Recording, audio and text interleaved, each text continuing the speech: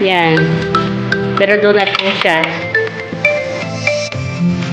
Tapos paminyo ko sila pa-assign po siya ng 1 hour. No? Lagyan mo ng, lagyan ng sa isang bowl na malapit na po siya, lagyan ng takip. Para umalsya siya. Yan siya. Wow! Thank you.